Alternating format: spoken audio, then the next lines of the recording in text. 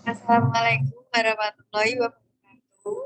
Kami dari kelompok 2 akan mempresentasikan tentang biaya. Sebelum itu, perkenalkan anggota kelompok kami. Yang pertama ada Cornelia Novitasari dengan NIM 200210606008.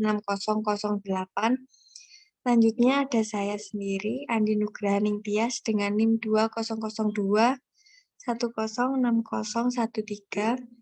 Selanjutnya ada Muhayyina Asyafa Najwa dengan NIM 2002106020.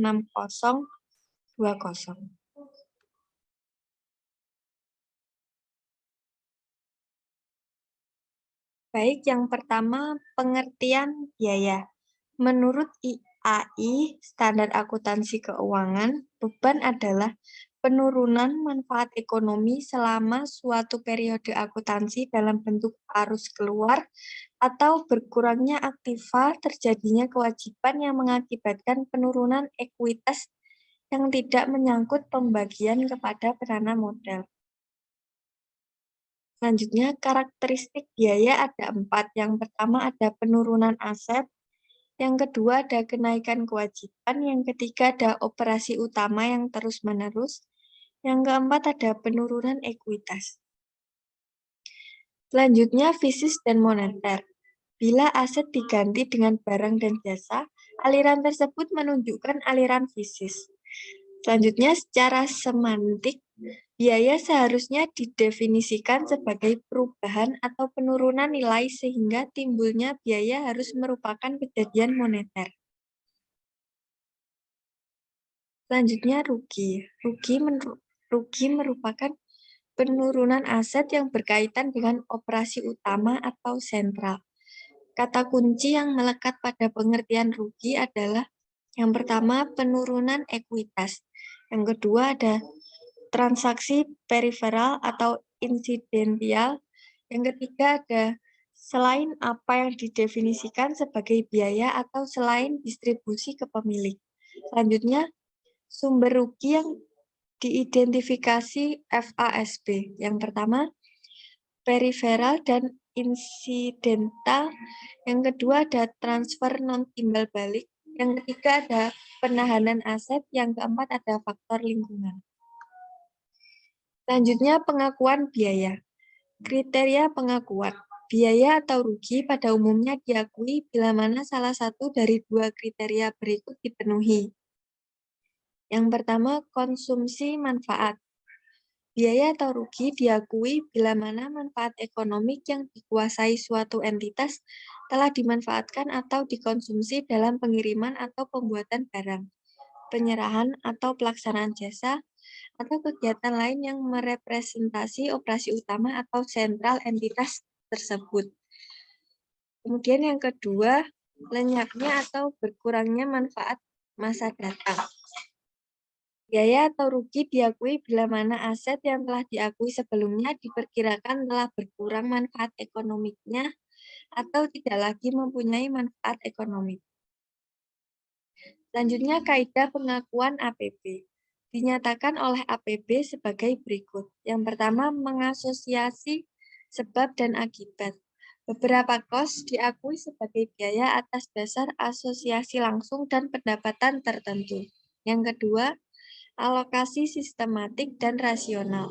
Bila tidak ada cara langsung untuk mengasosiasi sebab dan akibat, beberapa kos diasosiasi dengan periode sebagai biaya atas dasar usaha untuk mengalokasi kos secara sistematik dan rasional ke beberapa periode yang diperkirakan menikmati manfaat. Yang ketiga ada pengakuan segera. Selanjutnya, hubungan kos dan biaya. Beberapa sumber mendefinisi biaya dalam kaitannya dengan pengertian kos, karena memang biaya tidak dapat dipisahkan dengan kos. Akan tetapi, kos tidak selalu dapat disebut biaya karena kos dapat juga merepresentasi aset. Kemudian, proses dan konsep penandingan. Proses penandingan adalah proses penentuan laba dengan cara mengukur atau menakar dahulu pendapatan untuk suatu periode dan barulah menentukan biaya yang berkaitan dengan pendapatan tersebut. Selanjutnya, kelayakan ekonomi. Penandingan yang tepat harus didasarkan pada kelayakan ekonomik dan bukan fisik. Memang penandingan menurut identifikasi konsumsi manfaat aset atau jasa secara fisik, tetapi nilai aset atau jasa yang dikonsumsi juga harus ditentukan secara tepat dengan memperhatikan kondisi yang melingkupinya. Selanjutnya, menandingkan bukan kompensasi. Ada kalanya biaya komisi penjualan, biaya angkut pengiriman barang, dan biaya lain-lain yang bersangkutan dengan transaksi penjualan dikurangkan langsung terhadap hasil penjualan dan hanya jumlah poin netonya dicatat dalam akun penjualan dan penjualan dilaporkan sebesar jumlah netonya. Perlakuan semacam ini secara teoritis tidak layak karena karakteristik yang berbeda. Upaya harus dipisahkan dengan hasil. Semua kos yang merepresentasi upaya harus tetap dicatat sebagai kos atau biaya kalau langsung dibebankan. Sebaliknya, seluruh hasil penjualan produk harus dicatat seluruhnya secara utuh sebagai pendapatan. Selanjutnya, basis asosiasi. Yang pertama, asosiasi sebab dan akibat. Konsep upaya dan capaian menyatakan bahwa biaya merupakan upaya dalam rangka mendapatkan capaian berupa pendapatan. Ini berarti ada hubungan sebab akibat antara biaya dan pendapatan. Oleh karena itu, basis penandingan yang paling masuk akal adalah sebab akibat, walaupun basis ini lebih merupakan asumsi daripada kenyataan. Karena dalam banyak hal, sulit untuk dibuktikan secara meyakinkan bahwa biaya menyebabkan pendapatan. Yang kedua, identifikasi kos produk. Produk terjual merupakan takaran penandingan kos. Produk akan dipecah menjadi dua komponen, yaitu kos produk yang telah terjual dan kos produk yang belum terjual dan masih menjadi aset perusahaan. Kos yang melekat pada produk terjual akan langsung dibebankan sebagai biaya. Selanjutnya, produk usang atau musiman. Patton dan Littleton menegaskan bahwa penandingan harus didasarkan pada kelayakan ekonomi. Dalam keadaan yang khusus, sebagian kos sediaan barang yang tidak terjual dalam suatu periode secara logis dapat dijadikan komponen kos barang terjual. Sebagai contoh, suatu toko pakaian musiman harus menyediakan berbagai ukuran dan warna yang cukup banyak untuk memenuhi selera konsumen, dengan konsekuensi yang tidak terhindarkan dan cukup pasti bahwa sebagai sediaan pakaian jadi tersebut tidak akan laku terjual pada akhir musim tertentu. Dalam keadaan seperti itu, sebenarnya dapat dianggap bahwa sebagian atau seluruh kos sediaan pakaian yang tidak terjual tersebut atau yang terpaksa harus dikorbankan pada akhir musim, misalnya dengan dijual secara obral, merupakan bagian dari kos pakaian yang telah terjual. Selanjutnya akan disampaikan oleh Cornelia. Baik, selanjutnya ada barang rusak.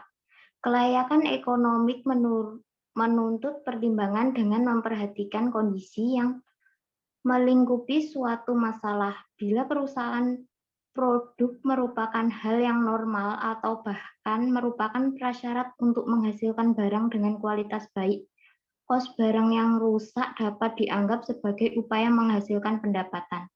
Misalnya, produk yang sengaja harus rusak untuk percobaan dalam menghasilkan produk atas dasar spesifikasi khusus dari pelanggan. Kalau kerusakan atau penurunan mutu merupakan karakteristik normal kegiatan operasi perusahaan, maka jumlah rupiah yang mengukur kos kerusakan atau penurunan mutu dapat diperlakukan sebagai unsur kos produksi yang akhirnya menjadi biaya. Sebaliknya, kalau kerusakan atau cacatnya produk merupakan hal yang tidak biasa terjadi karena kelalaian atau musibah, maka jumlah rupiah tersebut dapat diperlakukan sebagai rugi. Selanjutnya, Mbak. Selanjutnya ada identifikasi kos non-produk. Kalau penandingan atas dasar sebab akibat akan dipertahankan, maka secara logis Tidak seluruh kos non-produksi akan dibebankan sebagai biaya. Oleh karena itu, perlu diadakan alokasi agar dapat dicapai. Penandingan yang tepat antara biaya dan pendapatan yang dihasilkan. Kos non-produksi tidak menyebabkan pendapatan karena sulit secara teknis untuk menelusuri hubungan sebab akibat tersebut. Selanjutnya ada biaya antisipasian. Biaya antisipasian atau anticipation expenses adalah biaya yang dianggap menyebabkan timbulnya pendapatan tetapi baru terjadi setelah pendapatan diakui. Sebagai contoh adalah kos yang dengan kegiatan purna jual seperti jaminan penjualan, jaminan reparasi gratis, dan pengumpulan piutang. Bila penandingan sebab akibat dipertahankan, kos semacam itu harus diantisipasi dan diakui pada periode terjadinya penjualan meskipun kos belum terjadi. Selanjutnya ada alokasi sistematik dan rasional. Alokasi sistematik dan rasional merupakan proses penandingan dengan periode sebagai penakar pendapatan dan biaya. Proses ini sering disebut penandingan periode.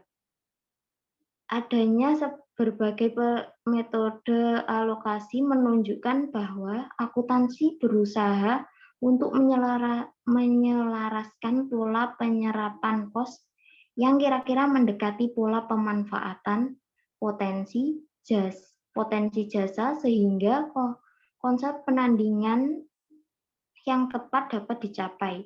Depresiasi aset tetap merupakan contoh masalah ini. Alasan lain yang mendukung dasar penandingan ini adalah yang pertama, banyak jenis biaya yang dikaitkan secara tidak langsung dengan pendapatan periode berjalan. Yang kedua, sulitnya mencari kaitan langsung antara biaya-biaya dengan pendapatan. Yang ketiga, manfaat ekonomi tidak dapat dikaitkan dengan periode-periode masa datang. Yang keempat, pembebanan langsung tidak mempengaruhi laba secara material. Yang kelima, memaksakan alokasi baik antar periode atau antar kegiatan, terutama untuk kos bergabung atau bersama, meskipun basisnya arbitrer. Selanjutnya, Mbak. Yang selanjutnya, kriteria penangguhan. Kriteria penguji umum dapat dijadikan dasar untuk menentukan apakah suatu jenis kos jasa yang terjadi pada suatu periode akan dibebankan langsung atau akan ditunda. Dapat ditemukan sebagai berikut. Yang pertama, pengeluaran kos tersebut terjadi karena transaksi, kejadian, atau keadaan yang didukung oleh bukti yang sah. Yang kedua, pengeluaran tersebut dapat dibenarkan dari segi operasi perusahaan pada umumnya dan bukan merupakan pengeluaran atau bersifat kecerobohan, keborosan, atau ketidakbijaksanaan. Yang ketiga, kos jasa dapat ditangguhkan pembebanannya walaupun dapat pula dibebankan langsung. Yang keempat, kos jasa tersebut merupakan jenis pengeluaran yang terjadi berulang-ulang tiap periode. Jadi, kos non-operasi yang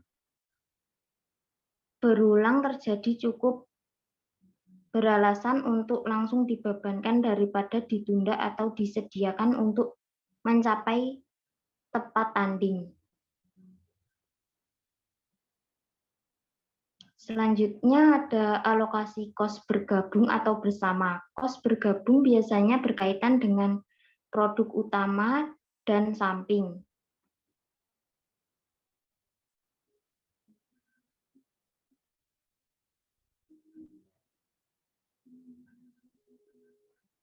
Bila Tiap laba produk utama dan sampling harus dilaporkan terpisah. Alokasi jelas harus dilakukan untuk menentukan kos masing-masing produk. Selanjutnya ada alokasi bukan saran pemerataan laba. Dalam akuntansi manajerial dikenal metode yang disebut pengkosan normal. Dengan metode ini, cost overhead dibeban ke produk atas dasar tarif taksiran untuk suatu periode. Selanjutnya, Mbak.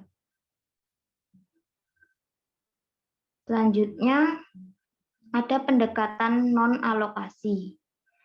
Thomas menyatakan bahwa alokasi dapat dipertahankan apabila 3 karakter berikut dipenuhi. Yang pertama, ketertambahan. Keseluruhan harus sama dengan hasil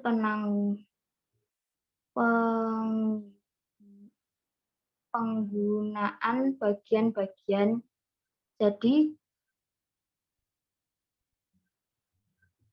Jadi jumlah-jumlah alokasian kalau digunggung kembali harus menjadi total sebelum alokasi. Yang kedua, keteraguan. Metode alokasi harus unik dan jelas untuk tiap tujuannya. Artinya untuk tujuan yang sama tidak boleh terdapat beberapa pilihan metode. Yang ketiga, keterpertahankan. Untuk metode alokasi yang dipilih, penentuan kebijakan harus dapat mempertahankan argumen yang meyakinkan bahwa pilihannya untuk dan lebih baik dari alternatif lain. Alokasi merupakan usaha akuntansi untuk mengasosiasi biaya dan pendapatan secara lebih layak bila tidak terdapat basis untuk mengasosiasikan secara langsung atas dasar sebab akibat.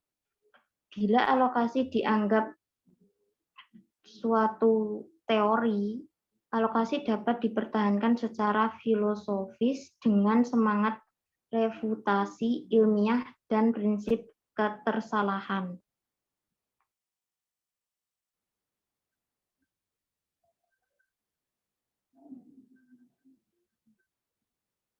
Selanjutnya ada pembebanan arbitrer.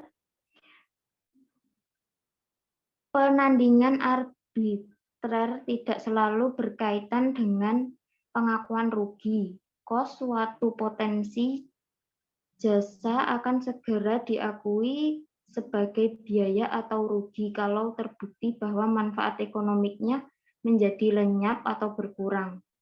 Dalam hal biaya, berkurangnya manfaat ekonomis disebabkan pada umumnya oleh pemakaian atau pemanfaatan potensi jasa dalam rangka menghasilkan pendapatan.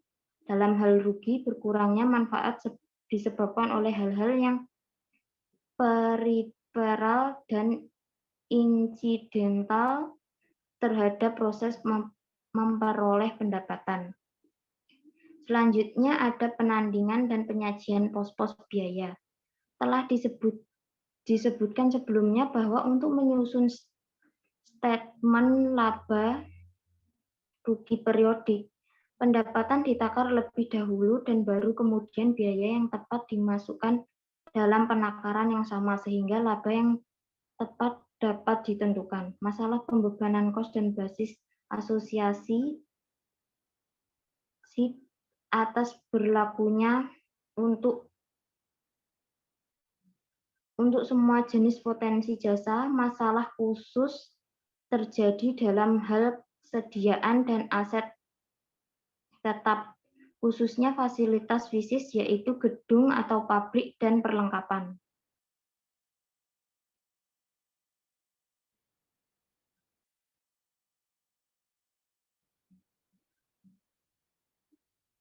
Selanjutnya, sediaan. Masalah pengukuran dan penilaian sediaan pada akhir periode dapat dinyatakan sebagai berikut. Yang pertama, penentuan besarnya kos barang terjual untuk ditandingkan dengan penjualan sehingga dapat ditentukan besarnya laba perusahaan. 2. Penentuan nilai sediaan sebagai unsur aset lancar perusahaan. Selanjutnya, Mbak.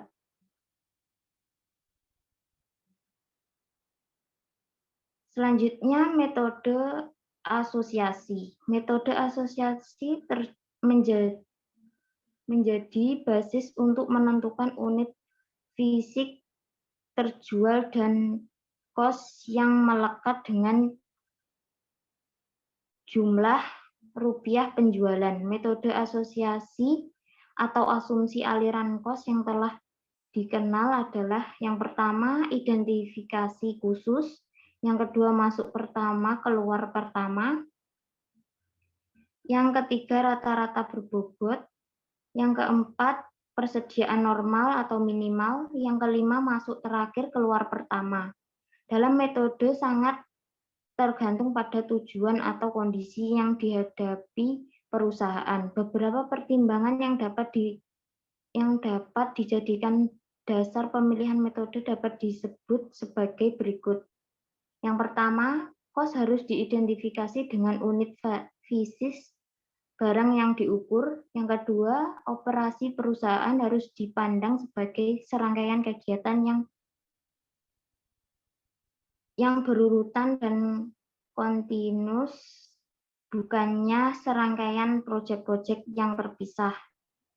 Yang ketiga, kalau tujuan barang ditekankan pada penilaian sediaan dengan harga paling akhir, asosiasi kos akan ditujukan pada sediaan barang dengan menggunakan kos yang paling akhir dan kos barang terjual merupakan angka residual. Yang keempat, asosiasi atas dasar kos tetap harus dilakukan, tetapi kemudian dilakukan penilaian atas sediaan akhir untuk menentukan adanya untung atau rugi fluktuasi harga. Selanjutnya, Mbak. Yang selanjutnya masuk pertama, keluar pertama atau MPKP. Metode ini berasumsi bahwa faktor kos mengalir melalui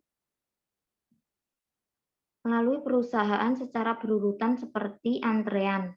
Tidak ada saling mendahului. Metode ini sangat logis dan merefleksi asosiasi sebab akibat karena sangat sederhana dan jelas untuk memecahkan kos ke dalam dua komponen, sediaan dan barang terjual, atas dasar kos yang benar-benar melekat dalam kedua komponen tersebut. Jadi kalau penandingan secara tepat biaya dan pendapatan menjadi tujuan, metode ini paling didukung atas dasar argumen berikut. Yang pertama, metode ini sistematik dan konsisten dengan aliran fisis yang sesungguhnya sehingga penandingan yang ideal dipenuhi. Yang kedua, untung atau rugi karena fluktuasi harga dengan sendiri terrealisasi dan diakui bersama dengan terjualnya barang walaupun tidak disajikan secara terpisah dan melekat dalam angka laba. Yang ketiga, penyajian sediaan akhir dalam neraca akan menggambarkan kos yang mendekati kos sekarang dan kos pengganti. Selanjutnya, Mbak. Selanjutnya ada identifikasi khusus. Kalau tujuan asosiasi adalah penandingan yang tepat antara pendapatan tertentu dan kos tertentu, metode ini adalah yang paling ideal. Namun demikian, metode ini mengandung beberapa kelemahan, antara lain yang pertama, identifikasi khusus tidak memberi nilai tambahan informasi. Yang kedua, untuk jenis barang yang homogen dan harganya relatif murah, metode ini jadi terlalu mahal dan tidak sepadan dengan nilai tambah informasi yang diperoleh.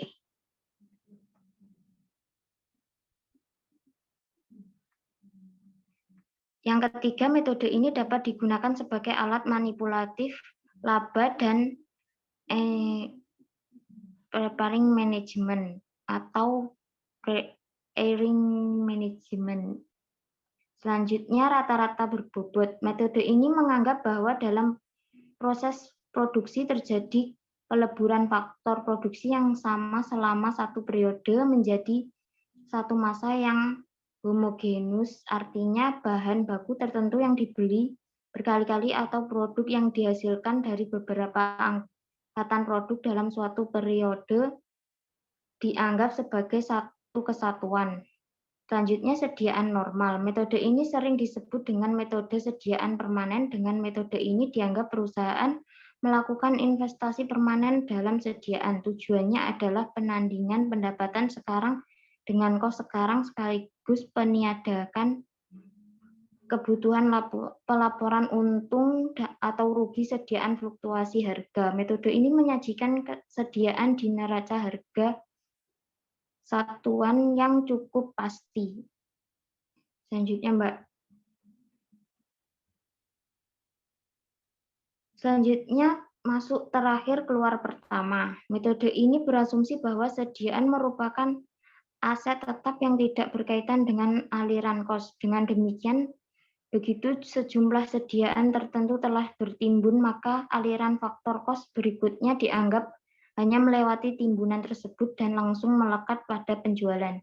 Pendukung metode ini mengajukan argumen sebagai berikut. Yang pertama, memudahkan penandingan kos sekarang dengan pendapatan sekarang. Yang kedua, kalau harga cenderung naik, sediaan barang akan tersaji dengan jumlah rupiah yang cukup konservatif. Yang ketiga, laba operasi tidak tercemar oleh untung rugi fluktuasi harga atau penumpukan barang. 4. Dalam kondisi harga yang berfluktuasi dari tahun ke tahun, metode ini dapat menjadi alat peralatan laba tahunan secara sistematis. Selanjutnya, Mbak. Selanjutnya ada implikasi metode asosiasi terhadap laba dalam bidang-bidang usaha tertentu yang volume penjualan dan harga bahan-bahan berfluktuasi cukup besar antar periode. Metode MTKP mendapat dukungan kuat sebagai salah satu cara untuk menstabilkan laba periodik sampai tingkat tertentu. Fasilitas fisis. Yang selanjutnya ada fasilitas fisis. Kos yang terjadi pada saat pemerolehan pada umumnya diakui sebagai aset dan baru kemudian kos tersebut diakui sebagai biaya sesuai dengan pola penyerapan manfaat yang direpresentasi dengan kos. Selanjutnya, Mbak. Selanjutnya akan dilanjutkan oleh Mbak Muhayyina. Baik, selanjutnya yaitu karakteristik dan tujuan pelaporan. Nah, di sini adanya fasilitas fisis mempunyai karakter sebagai berikut. Yang pertama, adanya berwujud fisis dan dikuasai oleh perusahaan untuk mengolah dan memperlancar kegiatan operasi perusahaan.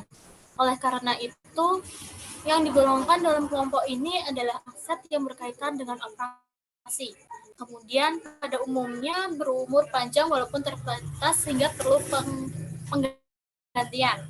Yang selanjutnya adanya bernilai bagi perusahaan lantaran kekuasaan atau hak perusahaan untuk menggunakannya bukan lantaran hak miliknya. Dan pada umumnya merupakan aset non-moneter dan manfaat yang dapat diberikan berupa potensi jasa atau service potential, bukan daya beli atau ketertukarannya. Itu exchangeability. Nah, tujuan pelaporan dari pengukuran fasilitas fisis ini adalah untuk menentukan penggunaan jasa dalam suatu periode yang diperkirakan telah menghasilkan pendapatan. Tujuan yang lain adalah memberi informasi kepada pemakai laporan tentang kuantitas fisis dan kapasitas atau daya atau potensi jasa yang masih melekat pada aset fisis tersebut.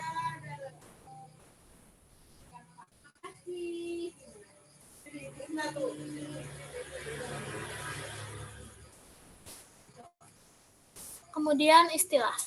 Istilah yang digunakan untuk menunjuk aset yang mempunyai karakter karakteristik di atas tentunya harus cukup deskriptif untuk memudahkan klasifikasinya. Banyak istilah yang digunakan untuk mendeskripsi aset tersebut, yaitu adanya aset tetap atau fixed assets, aset tetap berwujud atau fixed tangible assets, kemudian adanya aset terwujud atau tangible assets, aset operasi atau operating asset, aset jangka panjang, long life atau long term asset, tanah, pabrik atau bangunan, dan perlengkapan seperti property, plant and equipment, dan fasilitas fisik atau plant assets. Kemudian pada basis pembebanan, pembebanan kos fasilitas fisik ini untuk suatu periode tidak dapat ditentukan atas dasar pengukuran fisik yang objektif, tetapi lebih merupakan suatu hasil pertimbangan atau judgement atas dasar taksiran faktor-faktor penentu, yaitu seperti umur ekonomik, kapasitas ekonomik, dan nilai residual yang sering tidak dapat diuji validitasnya secara objektif.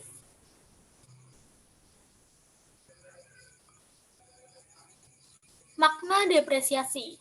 Dari segi akuntansi sendiri, depresiasi ini merupakan suatu proses alokasi kos secara sistematika dan rasional, dan jumlah rupiahnya diukur atas dasar bagian kos potensi jasa yang dianggap telah dimanfaatkan dalam menciptakan pendapatan.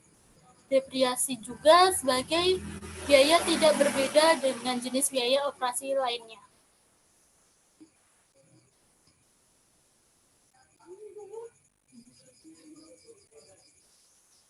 Pada depresiasi ini, adanya depresiasi sebagai proses akumulasi dana, yaitu untuk dapat mempertahankan kelangsungan hidup, perusahaan harus dapat mengganti fasilitas fisik yang habis umurnya. Akibatnya, perusahaan harus menyisihkan dana dari pendataan yang diperoleh. Dengan mengurangi pendapatan, laba akan berkurang sebesar depresiasi yang dibebankan. Ini berarti bahwa laba sejumlah depresiasi tidak dapat dibagi kepada pemegang saham. Kemudian adanya depresiasi sebagai pemulihan investasi, yaitu konsep pemulihan investasi atau investment cost recovery. Ini secara konseptual sama dengan pandangan di atas, tetapi dianggap bahwa fasilitas fisik didanai dengan utang. Kemudian ada juga depresiasi sebagai proses penilaian. Nah, pendefinisian ini depresiasi sebagai bagian kos yang dibebankan secara sistematik, dan rasional merupakan pemaknaan depresiasi secara sintetik. Artinya, depresiasi di definisi ini sebagai penerapan prosedur. Kelemahan pada pendefinisian ini adalah bahwa alokasi sistematik dalam banyak hal tidak mempresentasi fenomena atau kegiatan operasi yang sesungguhnya.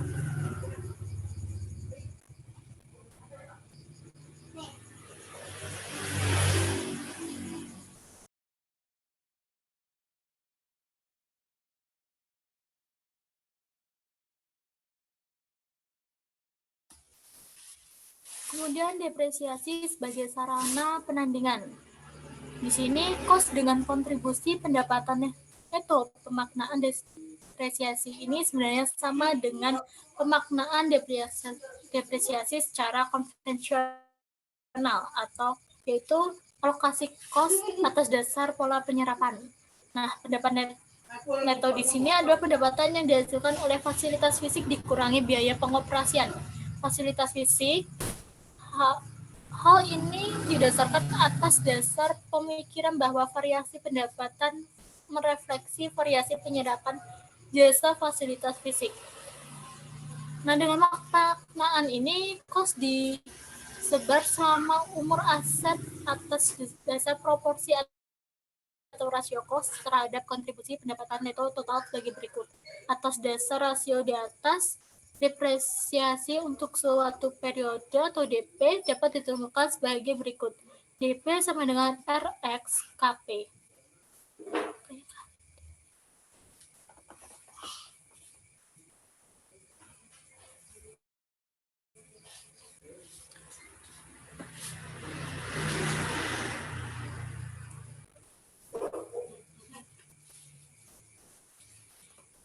Selanjutnya, hubungan depresiasi dan laba. Mengaitkan depresiasi dengan kontribusi pendapatan neto sama saja dengan melakukan imputasi pendapatan. Ini berarti besarnya biaya depresiasi bergantung pada besarnya pendapatan dalam periode tertentu.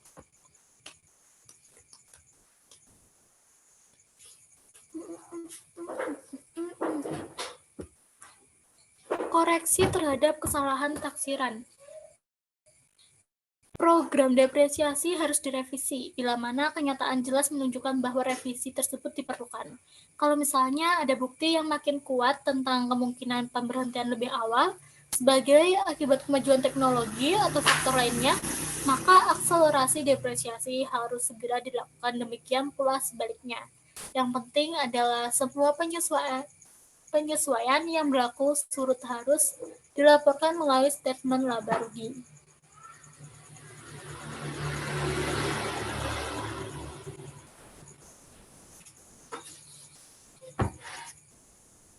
Yang mencakup adanya tanah, fungsi tanah untuk menyediakan jasa ditempati tanpa batas waktu atau selamanya cukup menjadi alasan kebijakan untuk memperlakukan tanah sebagai investasi permanen dalam fasilitas produksi.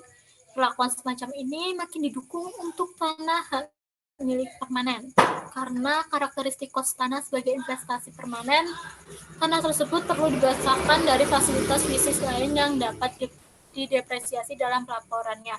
Namun ada juga tanah bukan hak milik permanen, yaitu kos tanah sewa guna atau IKSOL, yaitu tanah hak guna bangunan, atau bentuk investasi non-permanen lainnya. Dalam bentuk tanah harus secara sistematik dibebankan ke produksi selama umur ekonomik atau selama jangka kontrak.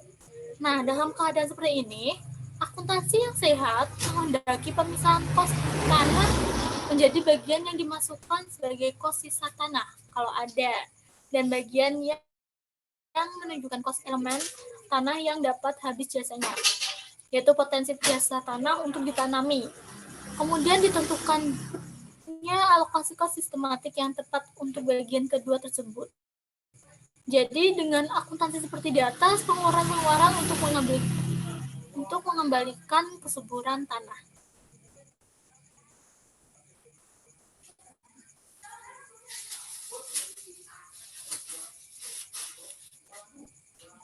Selanjutnya adanya sumber alam. Sumber alam atau natural resource yang akan habis melalui proses penambangan atau extraction dan tidak dapat diperbarui atau diganti atau renewable, sering disebut dengan aset habis pakai atau wasting asset. Tambang mineral, termasuk minyak mentah dan gas, adalah contoh utama aset habis pakai. Putat kayu yang biasanya tidak diremajakan lagi oleh perusahaan pengekstraksi dapat dikategori sebagai aset habis pakai. Kos sumber alam tersebut tidak termasuk nilai sisa tanah, harus diserap secara sistematik ke produksi atas dasar pengambilan atau konsumsi. Kos yang diserap ini disebut depresi. Seperti juga pada depresiasi. Depresi sebagai kos atau upaya untuk menghasilkan pendapatan harus ditentukan secara objektif dan rasional tanpa memperhatikan pengaruhnya terhadap laba bersih.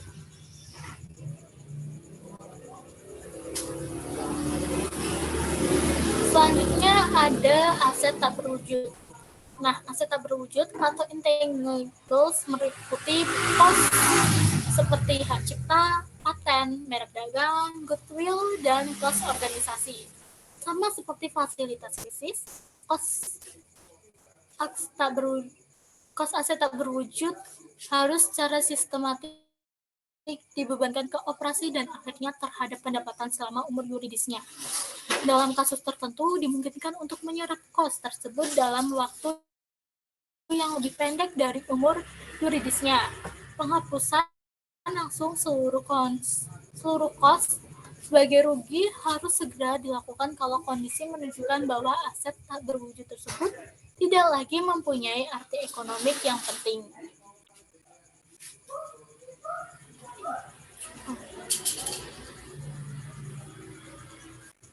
Nah, karena banyak masalah teoritis yang timbul, dua jenis aset tak berwujud yaitu goodwill dan kos organisasi dibahas di bawah ini. Nah, pada goodwill, secara akuntansi, goodwill tidak dapat ditimbulkan sendiri oleh perusahaan, tetapi harus melalui pembelian suatu perusahaan yang sedang berjalan. kos kampanye produk baru misalnya tidak dapat disebut sebagai goodwill. Goodwill juga merupakan kelebihan residual yang melekat pada perusahaan secara keseluruhan. Memperlakukan goodwill sebagai atribut spesifik sama saja dengan melakukan imputasi pendapatan. Di lain pihak, tidak layak juga untuk menyebar kos goodwill ke semua aset karena kesulitan untuk mengidentifikasi atau mengaitkan goodwill dengan aset tertentu. Oleh karena itu, goodwill sebenarnya dapat diakui dalam satu akun debit dan dimaknai sebagai akun penilaian induk atau master valuation account terhadap semua aset sebagai satu kesatuan. Kemudian pada kos organisasi sendiri, kos organisasi diperlakukan sebagai aset tak berwujud karena kos tersebut tidak dapat dikaitkan dengan aset tak berwujud yang ada dalam perusahaan.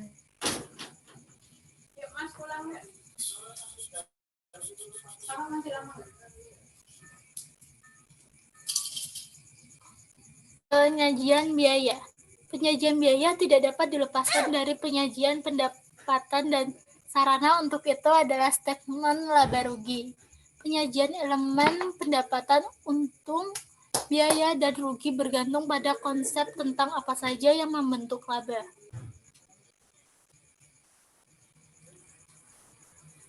Baik, kesimpulan dari materi presentasi yang telah dipresentasikan yaitu biaya mempunyai dua karakteristik utama, yaitu aliran atau penurunan aset atau kenaikan kewajiban, dan berkaitan dengan operasi utama yang menerus.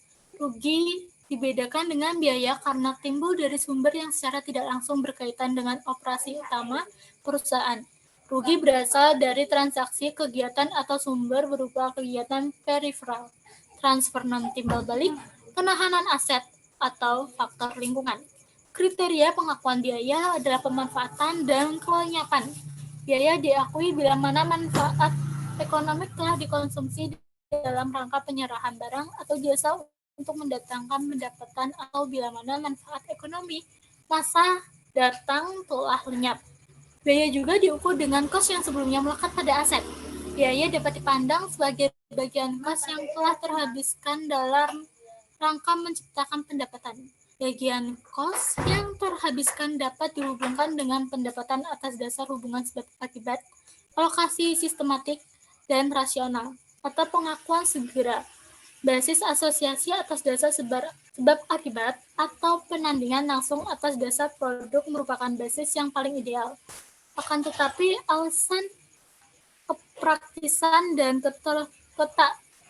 tersediakan beberapa faktor kos administratif dan pemasaran menjadikan akuntansi beralih ke penandingan tak langsung atau penundingan periode. Dengan kata lain, takaran penandingan bukan lagi produk melainkan periode.